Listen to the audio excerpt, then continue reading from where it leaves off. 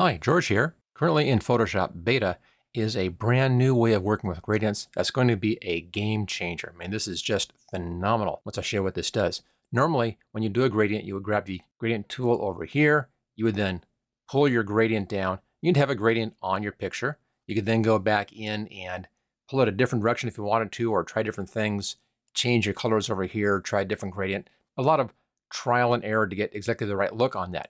But with the new live gradients, there's a whole new way of working with the gradients. Let me just show you this real fast. So I'll grab just a basic gradient here. We have this kind of a light blue, dark blue. You can see it up here. And I'll pull a gradient from the upper left-hand corner down to the bottom right-hand corner. And I let go. And notice the difference in here. Now we have a gradient line. We have our midpoint gradient here because there's a dark blue here, kind of a lighter blue in the middle, darker blue right-hand corner. And I can then grab the control handle here and actually change the way the gradient looks right here on the page as I'm looking at it. I can even change the midpoint in here on this gradient and really adjust the gradient exactly the way I want. So this is going to add so much control in here to working with gradients. It's just this easy to do. Real nice. If you want to change the kind of gradient, change your color, let's just change to something else. There we go. Let's try something different in here. There we are. Totally different gradient, real easy one here, real simple. Again, just grab your controls and adjust your gradient any way that you want right there in real time. This is just absolutely phenomenal. Let's change our gradient style here to a radial gradient. There we go, it's now radial. There's the angle gradient right here. Same thing, we can adjust our gradient right on the screen in real time. There's our reflected gradient. Let's go back again here to the linear, which I normally use. Let's see how useful this is if you wanted to do something.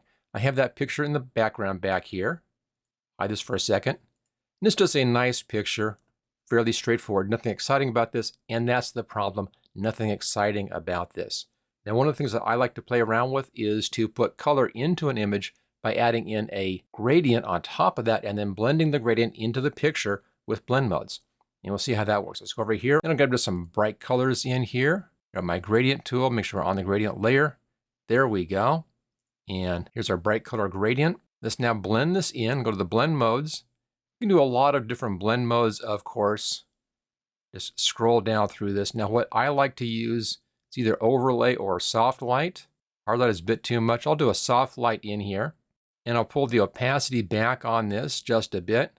That gives me a lot more coloration in this. Here it is without. And here it is with. It just adds a lot of warmth to the image.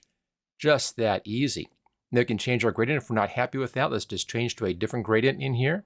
This one has warmth on the left-hand side and cool on the right-hand side. If I wanted to make more cool on the right-hand side, now just grab the bottom corner. Notice that the color down here is shown on this stop. Our color is shown on these stops in here, and the color is shown upper left-hand corner stop.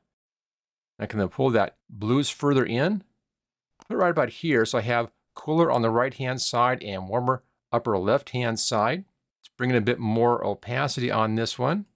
There we go. And all of a sudden, the picture begins to really look interesting, beginning to really sing in here because these color changes happening. There's without and there's with, so it really helps a lot. And of course, I can come in then and just work with this and try to get exactly the right positioning for the gradient in real time right on the image, without having to fuss around with that or try different things, just trial and error to get what I want. It's right here built into this gradient. This is one of the coolest things I think that Adobe has done in a long time, is this new live gradient. Now right now it's in beta, so it'll be coming to Photoshop sometime soon. If you don't have beta, let me show you where you can get that. It's a full running version of Photoshop. It's separate from your regular Photoshop, but it's a full running version. You can get everything you want in here. And let me show you where you can sign up and download the beta if you have the Creative Suite, or even if you just have the photography plan, you can get this beta app here, the beta of Photoshop. So here's the Creative Cloud desktop. Of course, all your apps are up here under the apps section right here. But if you come down, look in the categories section, at the bottom of the category section right here is beta apps. And right in here, you'll be able to download the beta for Photoshop. That's the one you want.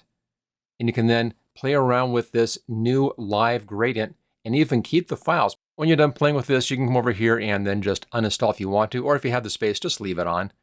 No real reason not to until it comes out into the full version of Photoshop. Let's go back over to the Photoshop beta again. There we go. I'll switch over here to the Move tool, and File. And notice all of our standard tools are available here, including Save. I'll just save that one out, choose OK. There we go. So as you can see, fully functional, fully working, no limitations on this, and just the most phenomenal thing I've ever seen, allowing us to really begin to be very creative in here with these gradients, with this new live gradient. Again, as I say, this is going to be a real game changer on using gradients in your images. Okay, if you like this video, take a look in the description for my complete course for Photoshop CC. You'll find that right down there. Make sure you hit that like button, click on share, click on subscribe, and I'll see you next time.